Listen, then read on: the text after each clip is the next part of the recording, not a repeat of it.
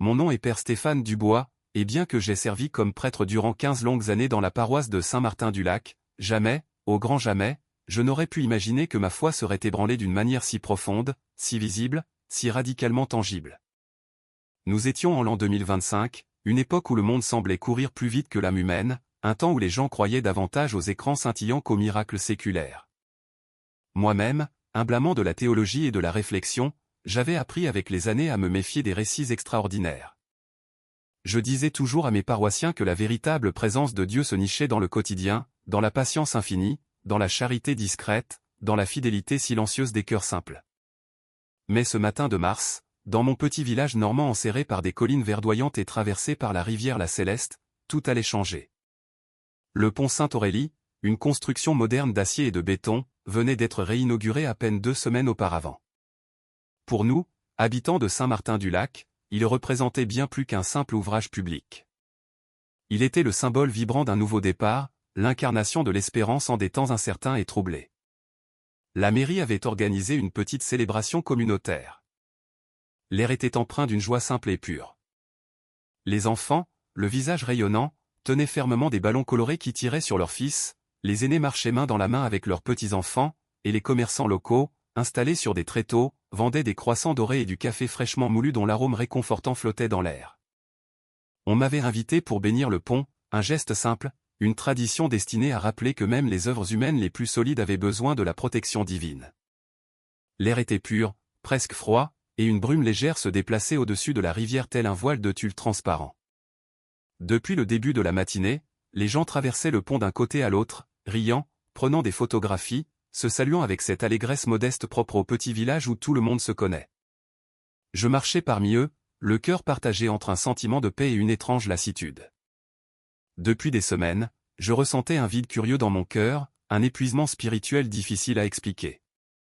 Peut-être la routine pastorale m'avait-elle rendu trop fonctionnel, trop préoccupé par la résolution de problèmes pratiques et trop peu attentif à ce que l'esprit murmurait dans le silence de mon âme. Vers 10 heures du matin, le maire, Nicolas Lefebvre, un homme énergique et respecté, me demanda de procéder à la bénédiction. Je m'approchai du centre du pont, tenant un petit seau d'eau bénite et un crucifix en bois de noyer qui ne me quittait jamais.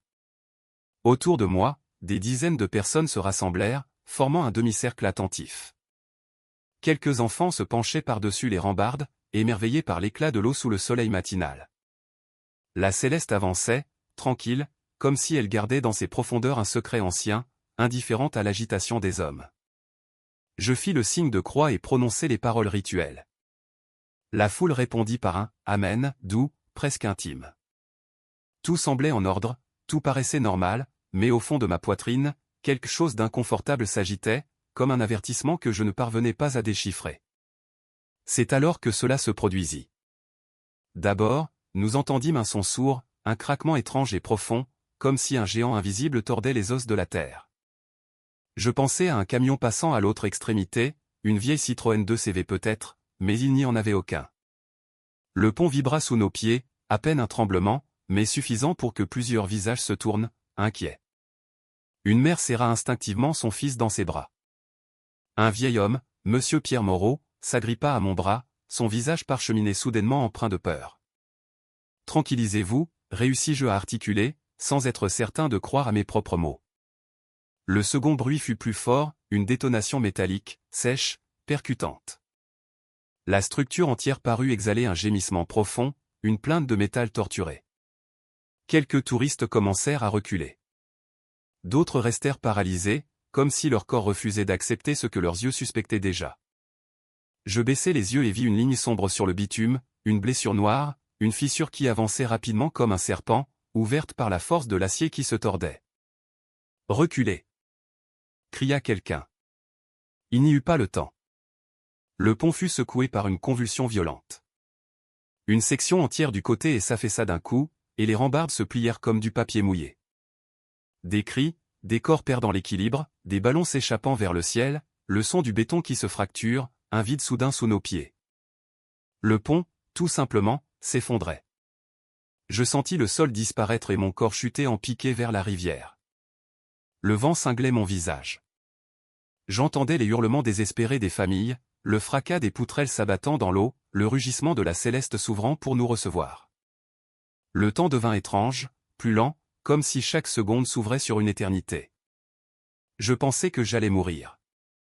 Je fermai les yeux et, dans mon fort intérieur, je ne pus que murmurer une prière brève, presque instinctive, « Mère de Dieu, ne m'abandonnez pas. » Je n'attendais pas de réponse, je n'attendais plus rien. La chute ne devait durer que quelques instants. La mort, pensais-je, serait rapide et inévitable. Mais juste au moment où l'air rugissait le plus fort et où la rivière semblait s'élever pour nous engloutir, il se produisit quelque chose que je ne pourrai jamais expliquer avec des mots humains. Une lumière commença à tout envelopper. D'abord ténue, puis grandissante, comme si l'aube s'était trompée d'heure et avait décidé de naître au milieu du vide. Le bruit cessa. Le vent s'arrêta. La chute n'existait plus. J'ouvris les yeux, déconcerté, et ce que je vis défiait toutes les lois de la physique, toute logique humaine, tout ce que mon esprit avait jamais considéré comme possible. Le pont ne tombait plus. Les corps ne descendaient plus. Tout était suspendu dans un silence impossible. Et à cet instant, je sus que quelque chose, ou quelqu'un, était intervenu. Très bientôt, cette présence allait se révéler avec une clarté aveuglante. Très bientôt, le village entier resterait stupéfait. Au début, je pensais qu'il s'agissait d'une illusion, d'une ruse de mon esprit tentant de se protéger de l'horreur. Mais non, ce n'était ni un rêve ni une fantaisie pieuse. C'était réel, aussi réel que le froid du métal sous mes mains et le tremblement contenu dans ma poitrine. Mon corps était immobile dans les airs, comme si une main invisible me soutenait par le dos. Je pouvais voir mes pieds suspendus au-dessus du vide, ma soutane légèrement agitée par une brise qui n'était plus celle de la chute, mais celle d'une caresse. Autour de moi, d'autres corps flottaient également, certains la tête en bas, d'autres les bras étendus, tous avec le même masque de terreur figé sur le visage. Un petit garçon, Léo Durand, tenait encore son ballon par le fil, un ballon bleu qui s'élevait lentement, mais sans trop s'éloigner, comme si même l'air avait décidé de suspendre son cours normal. Le morceau de pont qui s'était détaché ne se précipitait pas vers la rivière. Il était suspendu comme une plateforme fragmentée, inclinée, soutenue par rien, ou du moins par rien que mes yeux ne pussent encore voir. Sous nous, l'eau de la Céleste continuait de couler, mais son murmure semblait venir de très loin, amorti, comme si je l'écoutais depuis l'intérieur d'une église fermée. Une lumière douce commença à se répandre depuis le centre du vide. Une clarté qui ne blessait pas les yeux, mais les consolait. Ce n'était pas la lueur agressive des écrans, ni le blanc froid des projecteurs modernes. C'était une lumière chaude, dorée, avec des nuances azur, une lumière qui rappelait le crépuscule et en même temps la première heure du matin. La brume sur la rivière se teinta de cette lueur et, pendant un instant, le paysage entier parut se transformer en un tableau vivant, suspendu entre ciel et terre. C'est alors que je la vis. Au milieu de l'espace où le pont s'était brisé, flottant comme si l'air était un sol ferme, apparut la silhouette d'une femme vêtue d'un manteau d'un bleu profond, parsemé de petites lumières qui semblaient être des étoiles. Sa tunique blanche tombait avec une élégance simple, sans ornements inutiles. Ses mains étaient étendues vers nous, non dans un geste de menace, mais d'accueil. Son visage était serein, d'une beauté qui ne pouvait se mesurer avec des catégories humaines, et ses yeux. Ses yeux contenaient une compassion si grande qu'en les regardant, la peur commença à se dissoudre en moi comme la glace fondant au soleil. Je n'eus besoin de personne pour me l'expliquer. Aucune voix extérieure n'annonça son nom. Au plus profond de mon âme, sans argument, sans théologie, je sus qui elle était. La Vierge. La Mère. La lumière qui émanait de sa présence ne venait pas de l'extérieur, mais de l'intérieur, comme si chaque fibre de son être était faite de la même substance que l'espérance. Son manteau bleu s'étendait sous nous, et je compris alors que nous n'étions pas suspendus dans le vide par une force abstraite. C'était son manteau qui soutenait le fragment du pont, qui étreignait nos corps en cet instant arrêtés entre la vie et la mort.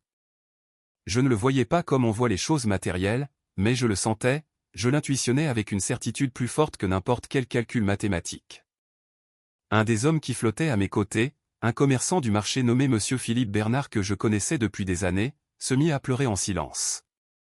Ses larmes ne tombaient pas, elles restaient simplement collées à son visage, brillant sous cette lumière comme de petites perles immobiles. Une jeune femme, Manon Leroy, qui quelques instants plus tôt avait crié de désespoir, avait maintenant les lèvres entr'ouvertes, mais aucun son n'en sortait. Seuls ses yeux parlaient, reflétant la même stupeur que je ressentais. Au milieu de ce silence surnaturel, j'entendis une voix. Elle ne venait pas de l'extérieur, ne traversait pas l'air, ne faisait pas vibrer les tympans. C'était une voix qui naissait à l'intérieur, à l'endroit le plus secret où sont gardés les peurs et les désirs les plus profonds. Une voix douce, féminine, ferme et en même temps pleine de tendresse. « N'ayez pas peur, mes enfants, dit-elle. Vous ne tomberez pas. Vous n'êtes pas seuls. » Elle ne remua pas les lèvres, mais chaque mot se grava en moi avec une précision indélébile. Je sentis son message parcourir mon être comme une vague de paix, traversant les couches de culpabilité, de scepticisme, de fatigue qui s'étaient accumulées au fil des ans. Moi qui avais si souvent parlé de la foi sans l'avoir éprouvée au bord de l'abîme, j'étais maintenant littéralement soutenu par elle, par la foi faite présence, faite mère. Je voulus répondre quelque chose, mais je ne trouvais pas les mots. Je ne pus que répéter en moi-même, encore et encore, comme un enfant qui retourne dans les bras de sa mère après s'être perdu, « Merci, mère. Merci. » Je regardais autour de moi. Les gens aussi entendaient cette voix intérieure. Je le sus à l'expression de leur visage. La terreur absolue avait cédé la place à un mélange de surprise et de réconfort. Certains fermaient les yeux comme pour savourer un repos qu'ils n'avaient jamais connu auparavant. D'autres la fixaient, la bouche légèrement ouverte, n'osant pas scier, craignant peut-être que tout ne disparaisse s'ils le faisaient. Le temps, qui avait déjà ralenti, sembla s'arrêter complètement. Je ne sais combien de secondes, de minutes ou d'éternité dura cet instant. Cela aurait pu être un soupir ou une heure. Dans cet espace suspendu, les catégories habituelles ne signifiaient rien. La seule chose réelle était sa présence et la certitude absolue que nous étions entre des mains qui ne nous lâcheraient pas. La Vierge parla de nouveau. Ou peut-être était-ce la même phrase se répétant d'une manière nouvelle, plus intime. « Mon fils vous a confié à ma garde. Aucun de ceux qui sont sous mon manteau ne sera perdu. » Je sentis que ces mots ne s'adressaient pas seulement à nous, suspendus au-dessus de la rivière. Ils étaient pour le village entier, pour les familles qui vivaient au bord d'autres précipices, moins visibles, le désespoir, la solitude, la violence, la perte de sens. Ils étaient pour moi qui, malgré ma soutane, avais marché trop longtemps au fil d'un scepticisme déguisé en maturité.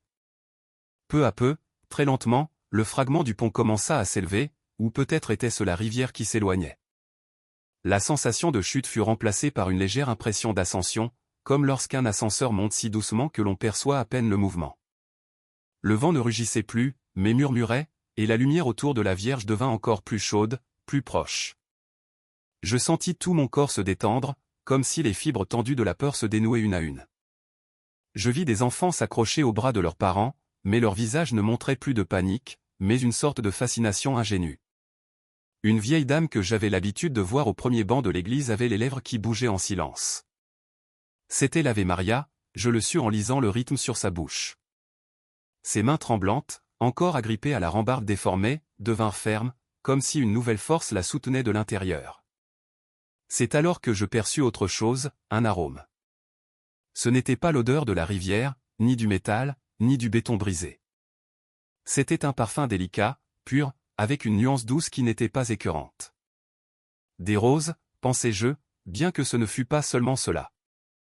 C'était l'odeur de la pureté, de la maison de ma grand-mère les jours de fête, des petites chapelles où les gens simples prient avec le cœur.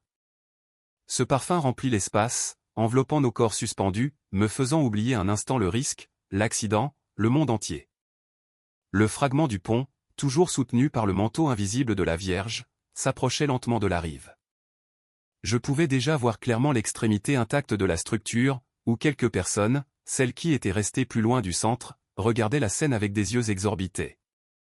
Elles se tenaient fermement sur le béton qui ne s'était pas effondré et voyaient comme nous la figure lumineuse qui soutenait l'impossible. L'un d'eux, un jeune homme avec un t-shirt rouge, porta les mains à sa tête et tomba à genoux. Je ne sais s'il pleurait, priait, ou les deux à la fois. D'autres commencèrent à faire le signe de croix, encore et encore, comme s'ils craignaient qu'à tout moment la vision ne s'évanouisse. Mais elle ne s'évanouit pas. Avec une délicatesse qu'aucune machine n'aurait pu imiter, la Vierge guida le morceau de pont vers l'extrémité solide, jusqu'à ce que nos semelles sentent à nouveau le contact du béton stable. Le moment où nous retrouvâmes un sol sur fut si doux que, pendant une seconde, certains ne s'en rendirent pas compte. Ils restaient agrippés aux rambardes tordues, les muscles raidis, incapable de comprendre qu'il n'était plus au-dessus de l'abîme. Ce n'est que lorsque la voix intérieure se fit à nouveau présente que nous comprîmes que c'était terminé. « Vous êtes sauf, dit-elle. N'oubliez pas ce jour. » La lumière qui l'entourait commença à s'adoucir, comme une aube qui se dissout lentement dans le plein jour. Ses traits restèrent visibles quelques instants de plus. Puis ils devinrent plus délicats, plus subtils, jusqu'à ce que je ne voie plus de contours, mais seulement une clarté bienveillante. Finalement, même cette lumière se mêla à la clarté du soleil du matin, et le pont resta tel que les ingénieurs l'avaient conçu, sauf qu'une partie était tombée et qu'une autre avait été miraculeusement ramenée à sa place. Le monde recommença à faire du bruit. Quelqu'un cria. Un enfant éclata en sanglots bruyants. Un chien se mit à aboyer depuis la rive, et le son de la rivière retrouva sa force habituelle. Je me retrouvai à genoux, sans me souvenir à quel moment je m'étais laissé tomber. J'avais les mains serrées autour du crucifix que je portais à mon cou, et le cœur qui battait dans ma poitrine comme s'il voulait s'échapper de mon corps. Je regardais autour de moi. Aucun de ceux qui avaient été sur le fragment suspendu ne semblait gravement blessé. Certains étaient pâles, d'autres tremblaient, mais tous respiraient, tous étaient vivants. Le pont, en revanche, présentait un tableau impossible, une section totalement effondrée, en décombres sur la rive et quelques poutres plantées dans les rochers près de l'eau. Et une autre section qui, selon tous les calculs, aurait dû également être au fond de la rivière, mais qui restait en place, à peine inclinée, marquée par des fissures, mais entière. Des sirènes commencèrent à retentir au loin, ambulances, police, camions de pompiers. Quelqu'un avait dû appeler les urgences au moment de l'effondrement. Le maire, le visage décomposé, marchait d'un côté à l'autre, ne sachant à qui s'adresser. Une femme s'agrippa à ma soutane, pleurant de manière incontrôlable. « Père, qu'est-ce que c'était » balbutia-t-elle. « L'avez-vous vu » ? Vous aussi, vous l'avez vu. Je la regardai dans les yeux. Je ne pouvais plus me cacher derrière des prudences vides. Oui, répondis-je d'une voix qui tremblait encore. Je l'ai vu. Alors que les sirènes approchaient et que la confusion grandissait, je sus que plus rien ne serait comme avant. Le monde moderne, si sûr de ses structures, venait d'être interrompu par une présence qui ne rentrait pas dans ces catégories. Et ce qui s'était passé sur ce pont effondré ne tarderait pas à devenir le centre de questions, d'enquêtes, de moqueries, de conversions et de larmes. Mais à ce moment, au milieu de la poussière, du métal brisé et des sanglots, la seule chose que je pouvais faire était de répéter en silence, « N'oubliez pas ce jour. » Car je savais que je ne pourrais, moi non plus, jamais l'oublier. Très bientôt, les secours commenceraient. Très bientôt, les premiers journalistes arriveraient, les caméras, les experts. Très bientôt, le monde entier aurait une opinion sur ce que nous avions vécu. Mais aucun d'eux ne pourrait changer ce que mes yeux avaient vu, ni ce que mon âme avait entendu. L'écho des sirènes se mêlait au murmure inquiet de la foule, qui commençait à se rassembler autour du pont comme si le village entier s'était réveillé d'un coup. Certains étaient arrivés en courant de chez eux, encore en tablier. D'autres des boutiques, laissant les produits sans surveillance, attirés par le fracas de l'effondrement et par les cris qui avaient suivi. Mais personne ne pouvait imaginer ce qui s'était réellement produit. Personne qui n'avait été suspendu dans les airs sous ce manteau invisible ne pourrait le comprendre entièrement. Les pompiers furent les premiers à s'approcher de la rive de la rivière. Ils venaient préparer au pire une chute mortelle, des corps blessés, de possibles disparus emportés par le courant. Leur expression, en nous voyant tous debout, tremblants mais indemnes, fut d'un désarroi absolu.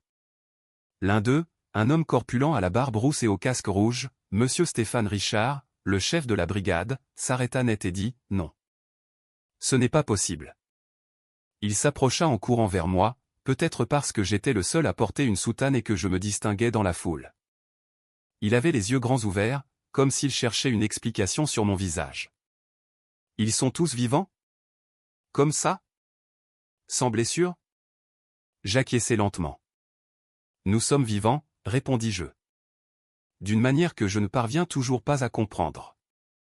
Le pompier regarda le tronçon effondré, puis la partie intacte où reposait encore le fragment sauvé. Il secoua la tête comme si c'était une mauvaise blague. « Mais il est tombé, » insista-t-il. « Il est tombé en entier. Les poutres se sont brisées. Regardez ces colonnes. Il n'y a aucun moyen que quelqu'un survive à ça. Une femme qui avait flotté à côté de moi pendant le miracle s'avança, incapable de contenir ses larmes. « Nous allions mourir, dit-elle d'une voix tremblante. Nous sommes tous tombés. Mais une lumière nous a soutenus. Elle nous a soutenus dans les airs. » Le pompier cligna des yeux, incrédule. Puis il regarda autour de lui, cherchant peut-être quelqu'un de plus sensé. Mais chaque personne du groupe de survivants hochait la tête, certains murmurant des prières, d'autres essuyant leurs larmes. À ce moment-là, plusieurs ambulances étaient déjà garées à proximité. Les ambulanciers commencèrent à examiner les personnes présentes. Je m'assis sur une civière improvisée tandis qu'une jeune infirmière me prenait le pouls. Son visage montrait de l'inquiétude, mais aussi une sorte de soulagement en voyant que je n'avais pas de blessure visible.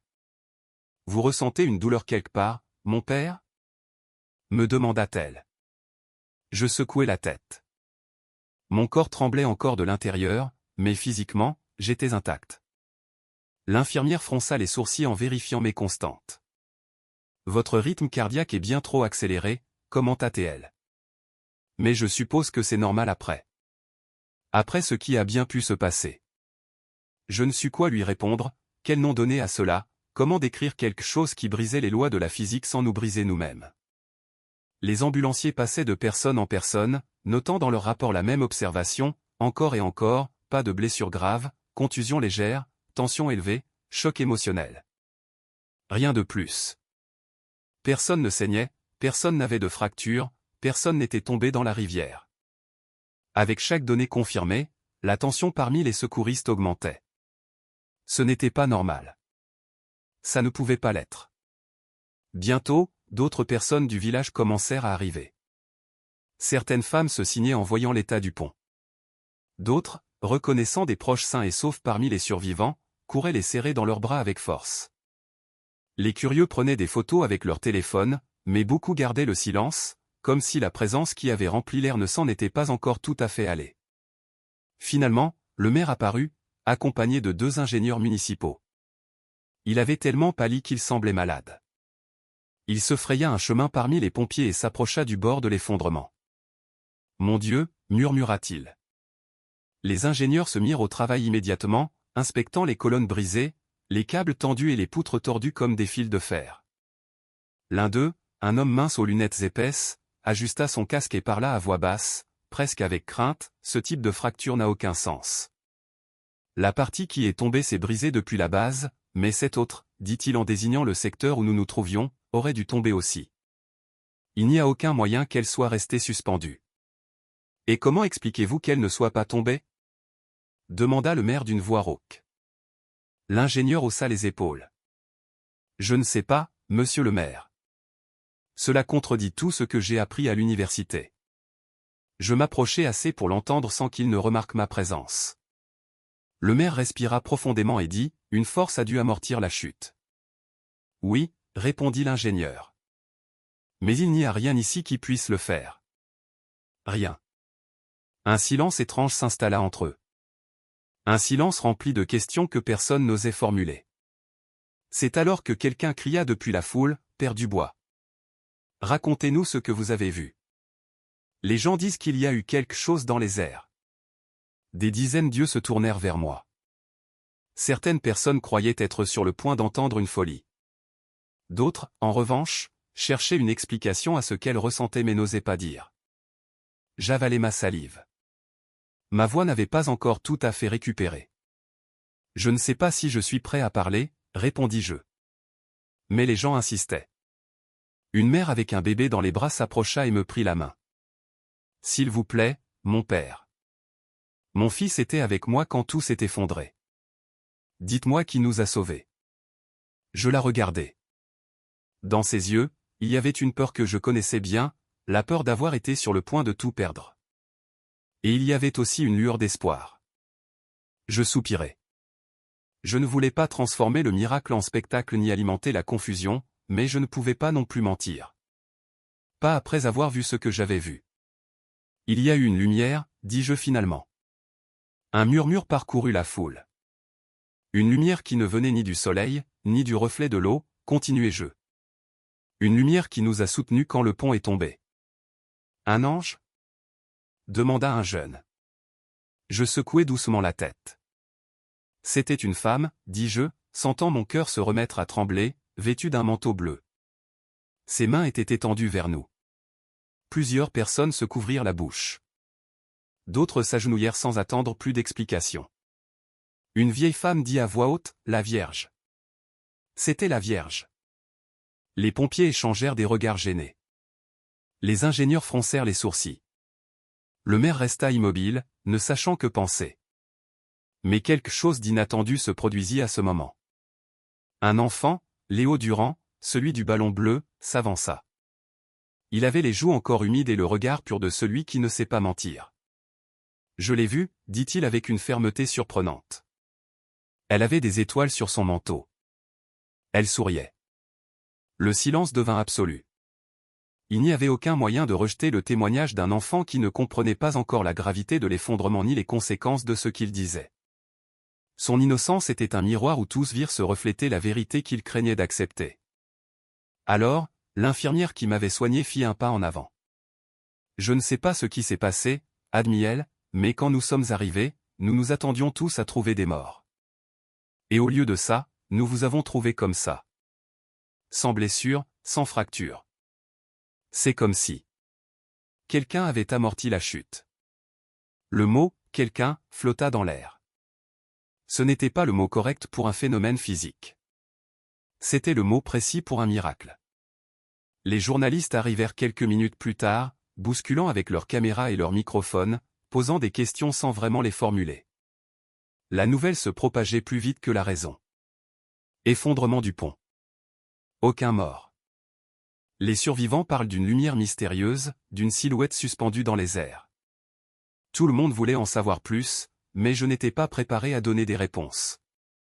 La seule chose que je ressentais était un mélange de gratitude indescriptible et une crainte révérencieuse. Car si la Vierge était intervenue ainsi, qu'est-ce que cela signifiait pour moi?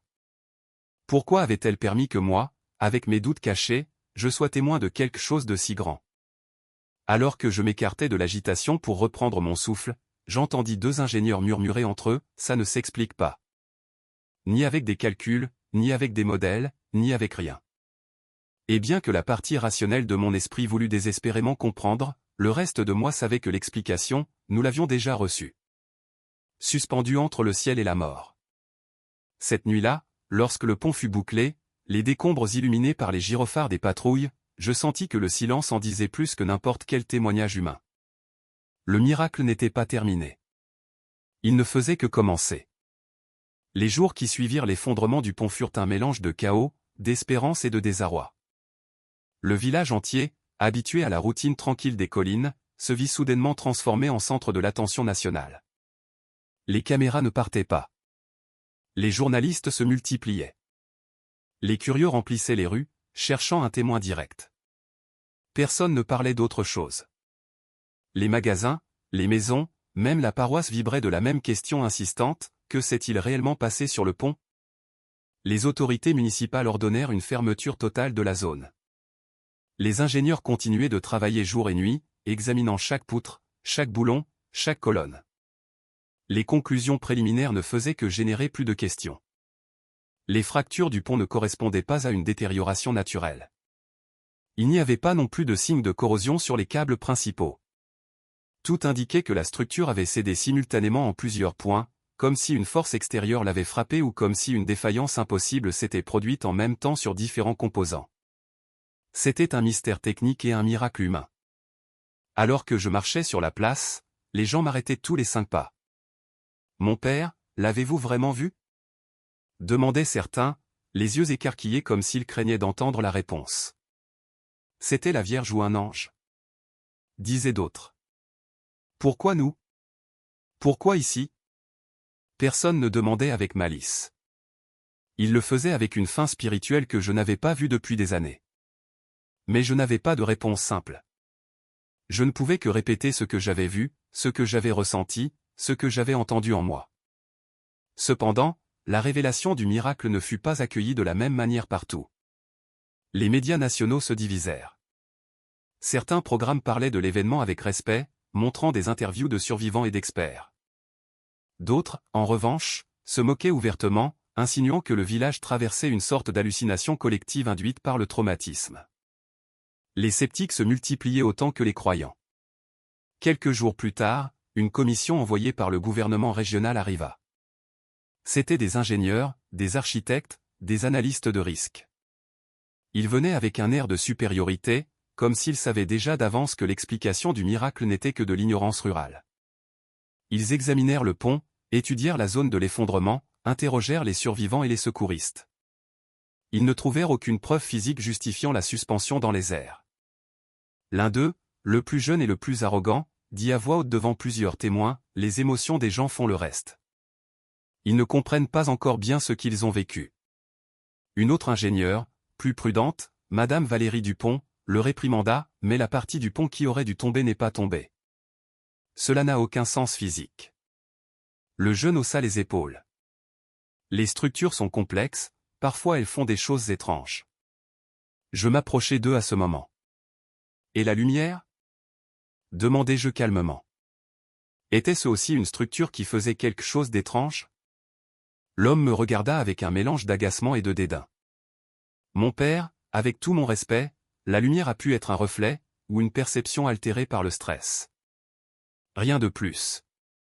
J'allais lui répondre, mais l'ingénieur prit la parole avant moi. J'ai parlé à 10 témoins, dit-elle, d'âge, de profession et de lieux différents. Tous décrivent la même lumière et la même silhouette. Ne trouvez-vous pas que c'est une coïncidence un peu trop grande ? Le jeune l'ignora. Cela me suffit pour comprendre que la commission ne cherchait pas la vérité, mais une conclusion qui calmerait l'opinion publique. L'Église, de son côté, agit avec une prudence différente. L'évêque du diocèse, Monseigneur Jean-Luc Rousseau, vint personnellement au village le 3e jour après l'effondrement. Un homme serein au regard profond, habitué à méditer avant de parler, il me rencontra en privé. « Stéphane, me dit-il alors que nous marchions dans le cloître de la paroisse, j'ai lu les témoignages préliminaires. Ils sont impressionnants et concordants. Mais nous devons procéder avec patience. Un phénomène comme celui-ci exige humilité et discernement. » « Je sais, monseigneur, répondis-je. Seulement, quand je ferme les yeux, je vois encore son visage. J'entends encore sa voix. » L'évêque m'observa avec tendresse. « Que vous l'ayez vu ne signifie pas que ce soit facile à expliquer, même pour l'Église. Mais je veux que vous écriviez votre témoignage avec une sincérité absolue. Sans fioriture, sans peur. La vérité n'a pas besoin de défense, seulement de clarté. » J'acquiesçai. Cette nuit-là, je commençais à rédiger ce qui s'était passé, mais chaque fois que j'écrivais une phrase, je sentais que la langue était insuffisante. Comment décrire une lumière impossible ? Comment expliquer le calme ressenti au milieu des airs ? Comment transmettre la certitude intérieure que cette femme était la Vierge, sans utiliser des mots usés par les siècles ? Au bout de quelques heures, j'avais à peine 2 pages. J'avais mal à la tête, les yeux me brûlaient. Je fermai le cahier et appuyai mon front sur mes mains. C'est alors que j'entendis un bruit dehors, des pas rapides, une voix angoissée. Je sortis du presbytère et vis une famille courir vers moi. La mère avait les yeux rouges de larmes. Le père soutenait un adolescent dans ses bras comme s'il s'était évanoui. « Mon père, s'il vous plaît !» supplia la femme. Lui aussi, il l'a vu depuis la rive, et maintenant il ne cesse de répéter la même chose. Le jeune, Lucas Fournier, âgé d'environ 14 ans, avait le regard perdu.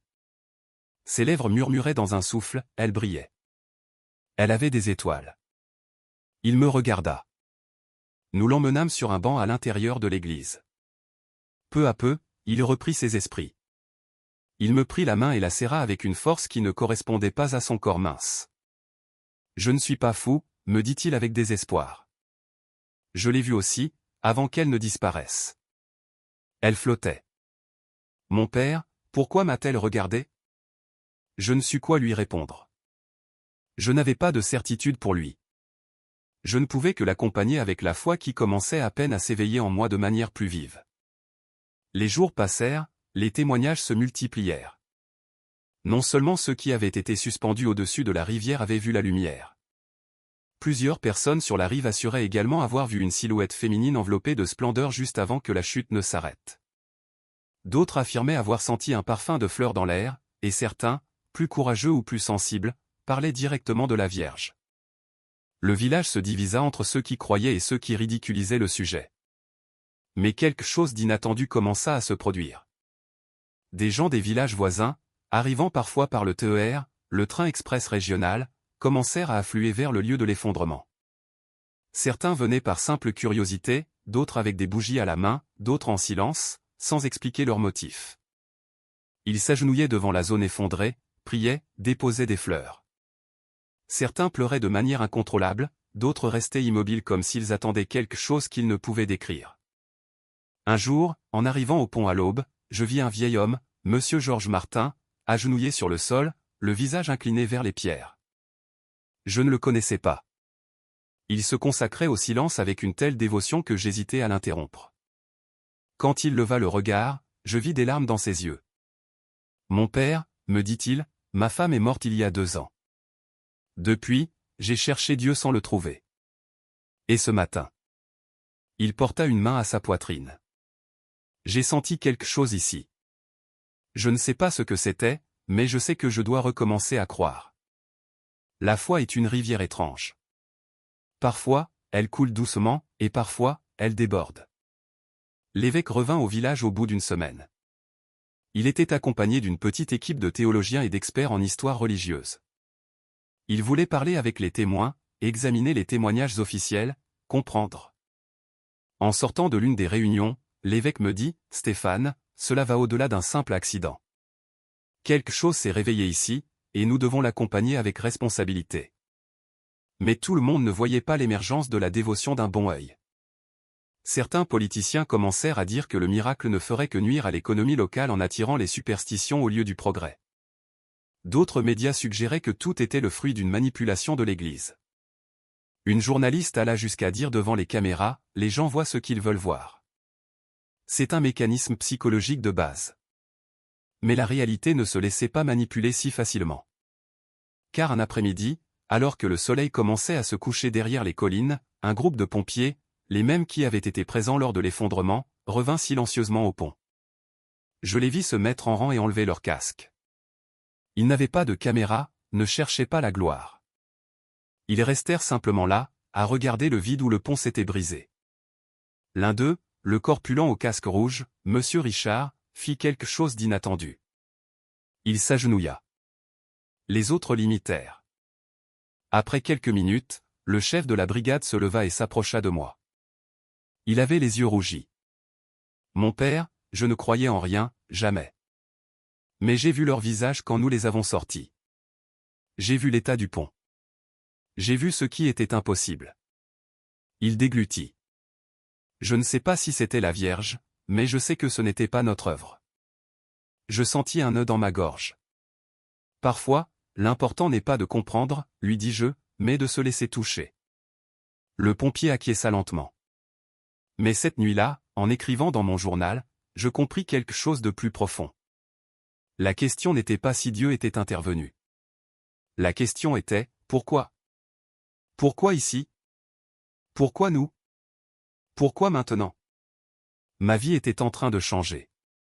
Et je le savais.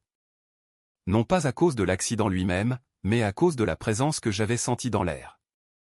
Une présence qui n'avait pas seulement sauvé des corps, mais qui était en train de réveiller des âmes.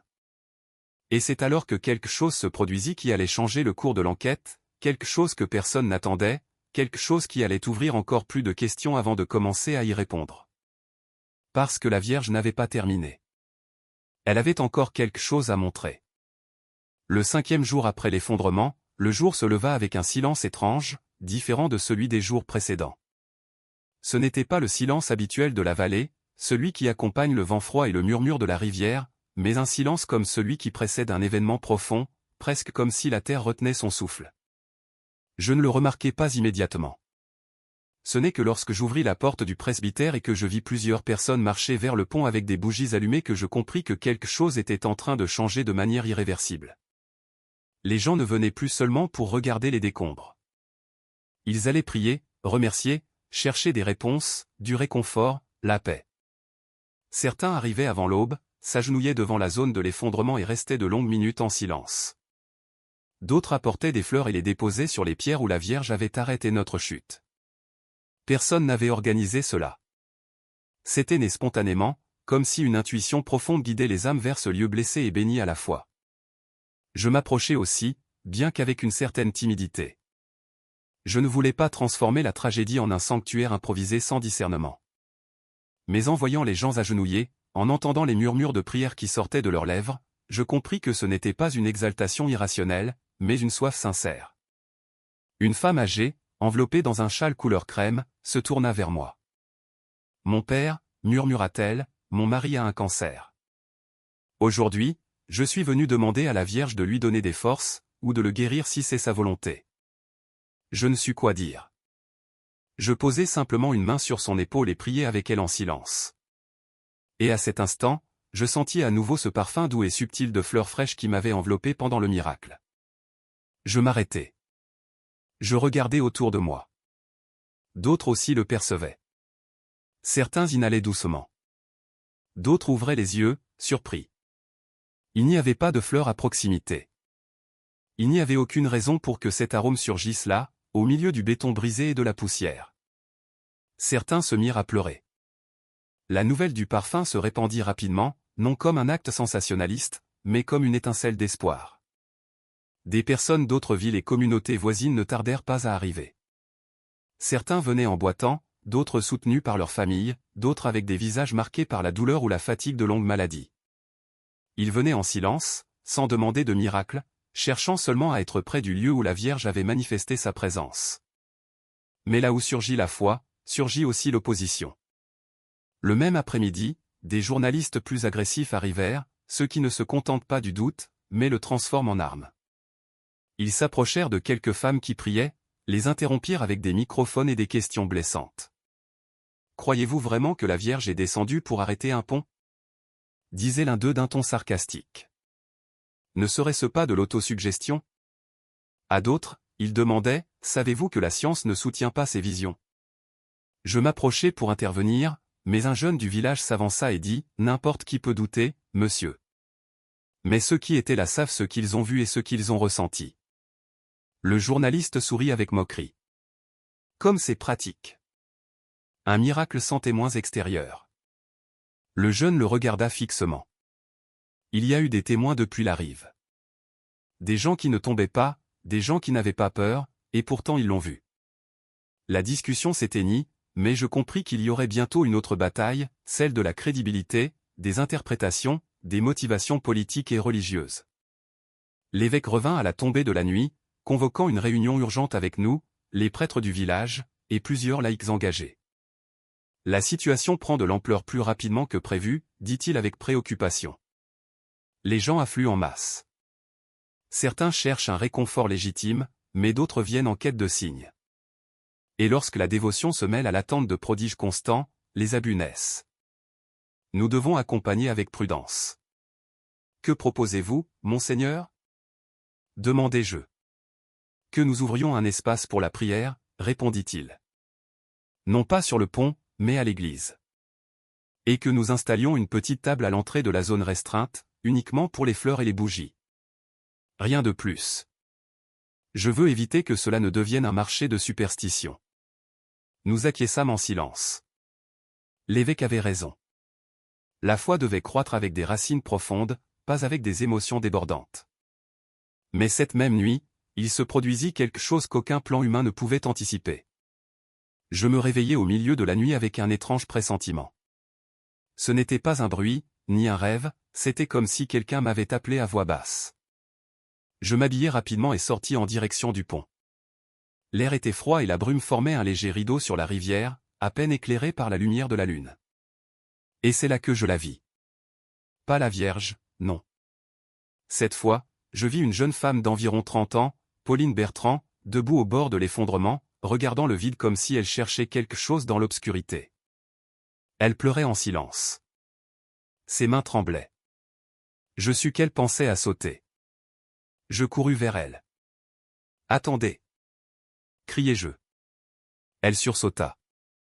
Elle fit un pas en arrière, mais pas assez pour s'éloigner du bord. « Laissez-moi, mon père, dit-elle d'une voix brisée. plus rien n'a de sens. Mon fils. Mon fils est mort dans un accident il y a 2 mois. Et quand j'ai vu ce qui s'est passé ici, quand j'ai entendu que tout le monde avait survécu, j'ai pensé que Dieu se moquait de moi.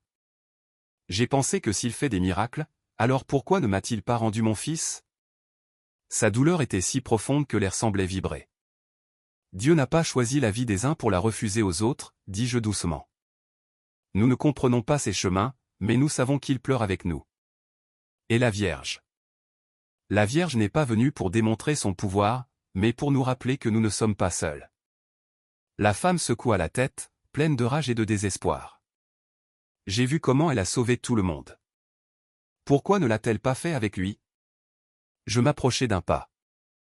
Je ne sais pas, admis-je. Mais je sais ceci, si vous êtes ici aujourd'hui, c'est que votre fils ne veut pas vous voir tomber. Il veut vous voir vivre. Elle se remit à pleurer. Elle fit un pas en arrière, s'éloignant cette fois du bord. Le nœud dans ma gorge ne me laissait plus parler. Je tendis simplement la main. Elle la prit, et ensemble, nous nous agenouillâmes en silence face au vide. C'est à cet instant qu'il se produisit quelque chose que je ne pourrai jamais effacer de ma mémoire. Un vent doux commença à souffler du côté de la rivière. Ce n'était pas normal pour l'heure, ni pour la direction. Il apportait avec lui le même parfum de fleurs que nous avions senti les jours précédents. La femme le perçut aussi. Ses sanglots diminuèrent. Le vent se fit un peu plus fort, agitant ses cheveux comme si une main invisible voulait la caresser.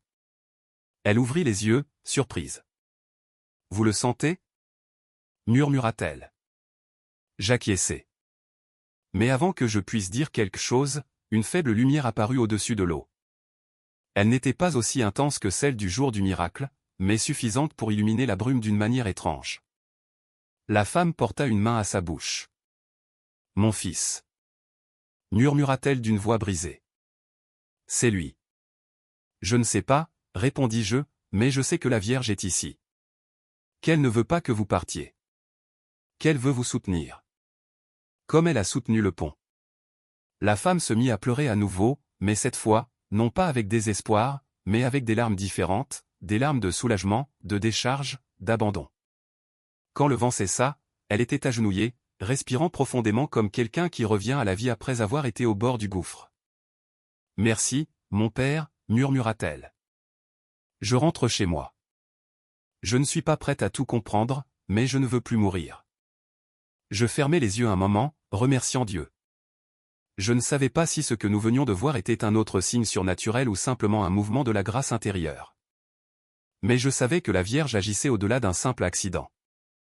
Elle touchait les vies, une par une. La nouvelle de la femme se répandit le lendemain, bien que personne n'ait mentionné de détails. On disait seulement que quelque chose s'était passé sur le pont à l'aube. Les gens commencèrent à dire que les nuits étaient différentes, qu'il y avait un silence chargé de présence. D'autres pèlerins ne tardèrent pas à arriver, certains marchant des kilomètres, d'autres dans un silence profond, comme s'ils cherchaient quelque chose que le monde ne leur offrait plus. L'évêque, voyant l'ampleur du phénomène, prit une décision importante. Nous devons reconnaître qu'il se passe ici quelque chose de plus qu'un accident sans victime. Ce lieu est en train de devenir un espace spirituel. Il sera nécessaire de construire une chapelle provisoire. Ces mots restèrent gravés en moi, car à ce moment, je compris que la Vierge n'était pas venue seulement pour soutenir un pont. Elle était venue pour soutenir un peuple, pour soutenir ceux qui tombaient sans que personne ne le sache. Mais avant que nous puissions organiser quoi que ce soit, un groupe d'experts envoyé par un organisme international arriva au village avec une nouvelle inattendue. Les mesures de l'effondrement contredisaient les lois de la physique. Et avec cela, l'affaire cessa d'être une question locale. Une nouvelle étape commençait, une étape qui mettrait à l'épreuve non seulement notre foi, mais aussi notre capacité à supporter la vérité qui émergeait. Quand les experts internationaux arrivèrent au village, l'atmosphère changea complètement. Il ne s'agissait plus seulement d'ingénieurs locaux et de journalistes curieux. Il y avait maintenant des physiciens, des analystes structurels, des spécialistes du comportement des matériaux et même des chercheurs en aéronautique. Ils venaient avec des instruments de pointe, drones, scanners 3D et des équipements que nous n'avions jamais vus. Cela ressemblait plus à une scène d'enquête scientifique qu'à un petit village dans les collines. Le chef de l'équipe, un homme grand aux cheveux gris nommé Dr Mark Schmidt, parlait français avec un accent étranger. Il était sérieux, méticuleux et absolument sceptique. Nous voulons comprendre, dit-il lors de la première réunion, ce qui a pu arrêter la chute d'un fragment de pont de plus de 20 tonnes. Nous ne sommes pas ici pour évaluer des croyances religieuses, mais pour étudier la physique de l'événement. Le maire, avec un geste tendu, répondit, « Faites ce qui est nécessaire, mais comprenez une chose, ce qui s'est passé n'était pas normal. » Le docteur Schmitt ne répondit pas, mais son expression laissait clairement entendre que pour lui, rien n'existait en dehors de l'ordre naturel. Pendant une semaine, les experts travaillèrent sans relâche. Ils mesuraient les angles, les hauteurs, les distributions de poids, recueillaient des échantillons de béton pour analyse, examinaient méticuleusement l'acier d'armature, les points de fracture et la résistance des matériaux. Les drones survolaient la zone, reconstituant l'effondrement dans des modèles numériques. Rien ne correspondait. Les ingénieurs étaient déconcertés, mais le docteur Schmitt refusait de l'accepter. Peut-être y a-t-il eu une colonne d'air chaud provenant du lit de la rivière, proposa-t-il un jour. Il n'y a pas de relevé de température qui le confirme, répondit un autre chercheur. Peut-être que le fragment du pont s'est coincé momentanément avant de tomber complètement, insista-t-il. Mais il n'est pas tombé, docteur, intervint Madame Valérie Dupont, l'ingénieure de la commission régionale qui était restée sur place. Le fragment est revenu se poser presque à sa place d'origine. C'est impossible.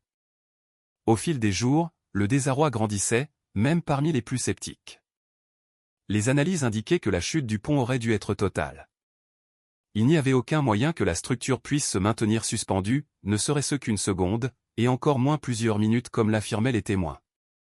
Finalement, l'équipe organisa une réunion publique pour présenter ses conclusions préliminaires. Le docteur Schmitt prit la parole. Nous avons analysé chaque élément de l'effondrement, dit-il avec un sérieux qui fit retenir son souffle à toute l'assemblée. Selon nos calculs, et avec les données obtenues. Il fit une longue pause, regarda ses notes, ajusta ses lunettes. La chute du pont aurait dû être complète. La section qui a survécu ne devrait pas exister. Aucune force physique connue ne peut expliquer la décélération soudaine de l'effondrement, ni la stabilité temporelle observée. Un murmure parcourut la salle. Alors, qu'est-ce qui l'a arrêté? Demanda le maire. Le docteur Schmitt ferma les yeux une seconde, respira profondément et dit, « Nous ne savons pas. » Ce « nous ne savons pas » tomba comme un coup de foudre. Ce n'était pas une approbation du miracle, ce n'était pas une négation, c'était la reddition du savoir humain face à l'inexplicable. Les survivants, assis au premier rang, nous nous regardâmes. Nous n'avions pas besoin d'explications, nous savions qui était intervenu. Mais entendre que même les scientifiques n'avaient pas de réponse remplit l'air d'un poids révérencieux. Le soir même, l'église se remplit comme jamais auparavant. Des gens de partout vinrent pour prier, pour remercier, pour demander. Il n'y avait pas assez de place sur les bancs, et beaucoup restaient debout. D'autres s'agenouillaient dans les allées. Je ressentis une responsabilité immense en célébrant la messe. Lorsque je levai l'hostie pendant la consécration, un rayon de lumière traversa l'une des fenêtres supérieures et illumina l'autel. Ce n'était pas un phénomène extraordinaire, juste la lumière du couchant, mais tout le monde se tuait. Pendant un instant, il sembla que l'église respirait avec nous. Après la célébration, l'évêque m'appela à part. « Stéphane, » me dit-il d'une voix posée, j'ai réfléchi profondément. L'intervention de la Vierge n'était pas seulement un acte de protection. C'était aussi un message. Un message? Répétai-je. Oui. Et pas seulement pour toi, ni pour ceux qui étaient sur le pont. C'est pour le village, pour tous ceux qui vivent au bord de l'abîme sans le savoir. L'évêque avait raison. Chaque jour, plus de gens arrivaient, cherchant la paix, des réponses, la guérison. La tragédie s'était transformée en un point de rencontre spirituelle. C'est pourquoi l'évêque annonça officiellement que le diocèse construirait une chapelle provisoire près du pont, non pour encourager les superstitions, mais pour offrir un lieu de prière et d'orientation. Et bien que la nouvelle ait suscité quelques critiques publiques, la majorité du village l'accueillit avec une profonde gratitude. La construction commença immédiatement. Des volontaires de tous âges se proposèrent pour aider. Certains transportaient du bois, d'autres nettoyaient le terrain, d'autres apportaient des fleurs ou préparaient à manger pour les ouvriers. Parfois, lorsque le soleil tombait derrière les collines, nous nous arrêtions tous un moment pour prier ensemble. Mais la Vierge n'était pas tout à fait partie. Un jour, alors que nous supervisions la structure de base de la chapelle, une petite fille d'environ 6 ans, Camille Petit, s'approcha de moi. Elle tenait une fleur blanche à la main. « Mon père, dit-elle d'une voix douce, cette fleur n'était pas là hier. Elle est sortie ce matin, juste là où vous avez dit que la Vierge nous a soutenus. La fleur n'était pas commune dans la région. Elle avait des pétales qui brillaient d'un ton nacré, presque comme si elle gardait de la lumière à l'intérieur. Au fil des jours, d'autres fleurs commencèrent à apparaître, poussant entre les pierres, dans des endroits où la terre avait été remuée par l'effondrement. Les scientifiques voulurent les étudier, mais leurs analyses ne donnèrent aucun résultat concluant. Pour eux, c'étaient simplement des variétés non cataloguées. Pour nous, c'étaient des signes discrets, aussi délicats qu'un murmure, aussi forts qu'un miracle. Lorsque la chapelle provisoire fut prête, l'évêque y célébra la première messe. Ce fut une cérémonie simple, mais chargée d'une émotion presque palpable. Gens du village, pèlerins, secouristes, ingénieurs, nous étions tous là. Certains pleuraient en silence, d'autres chantaient avec une dévotion renouvelée. Personne ne parlait du pont effondré avec tristesse, mais avec un respect profond, presque sacré. Pendant l'homélie, l'évêque dit « Nous ne venons plus adorer un effondrement, mais reconnaître la miséricorde qui l'a transformé. La Vierge n'est pas descendue pour changer les lois de la physique, mais pour nous rappeler que Dieu est prêt à intervenir lorsque le monde se brise, si nos cœurs sont disposés à écouter. » Ces paroles se gravèrent en moi comme une marque au fer rouge. Au fil des mois, des lettres, des témoignages, des récits de personnes ayant trouvé du réconfort en visitant la chapelle commencèrent à arriver. Certains parlaient de guérisons intérieures, d'autres de réconciliation familiale. Quelques médecins locaux confirmèrent des améliorations inattendues chez des patients qui avaient prié pour leur santé en ce lieu. Le Vatican, après avoir analysé les rapports envoyés par le diocèse et les constatations scientifiques, publia finalement une déclaration officielle, ils ne pouvaient nier le caractère extraordinaire de ce qui s'était passé. Et ils donnèrent un nom à l'événement, Notre-Dame du soutien divin. Lorsque j'entendis ce titre pour la première fois, je sentis mon âme trembler. C'était parfait. Il ne décrivait pas seulement le miracle physique d'arrêter la chute du pont, mais le miracle spirituel de soutenir un peuple entier. Le jour où le sanctuaire fut officiellement inauguré, non plus une chapelle provisoire mais un temple digne d'accueillir les pèlerins, la vallée se remplit de milliers de personnes. Beaucoup étaient arrivés en marchant pendant des heures. D'autres venaient dans des bus bondés. Certains avaient voyagé depuis d'autres pays. Tous cherchaient la même chose, un rayon d'espérance en des temps troublés. Pendant la procession initiale, je portais dans mes mains une simple image de la Vierge, au manteau bleu, inspirée des témoignages de ceux qui l'avions vue. Ce n'était pas une réplique exacte. Rien d'humain ne pouvait reproduire cette lumière, mais ses yeux transmettaient une tendresse profonde, proche. La foule se tut tandis que nous la portions vers l'autel. C'était un silence si intense que même la rivière sembla s'arrêter quelques secondes. Je sentis un frisson parcourir mon corps. Lorsque l'image fut placée à sa place, un rayon de soleil traversa la verrière du sanctuaire et illumina son visage. Certains dirent que c'était une coïncidence, d'autres un signe. Je sais seulement qu'à cet instant, je sentis le même parfum de fleurs qui nous avait enveloppés ce jour-là, suspendu dans les airs, et je sus qu'elle était là. Non pas dans l'image, mais dans la présence, dans la grâce, dans l'écho d'un miracle qui n'avait pas laissé de ruines, mais la vie. Avec le temps, ma vie aussi a changé. Je n'étais plus le prêtre qui vivait entre les livres et les raisonnements excessifs. J'ai appris à écouter davantage, à contempler davantage, à accompagner les blessures cachées des gens avec une foi renouvelée. Car j'ai compris que la Vierge n'était pas intervenue pour que nous croyions en l'impossible, mais pour que nous croyions en l'essentiel. Parfois, à la tombée du soir, je marche jusqu'au bord du pont reconstruit. Je regarde la rivière, je regarde le ciel, et je me souviens de l'instant où la mort s'est arrêtée dans les airs, l'instant où le manteau bleu de la mer a touché la terre. Et tandis que j'écoute le murmure de l'eau, je répète en silence, « Merci de nous avoir soutenus, Mère. Merci d'être descendu quand tout s'est brisé. » Car depuis ce jour, je sais qu'aucun abîme n'est trop profond si une main céleste est disposée à arrêter notre chute.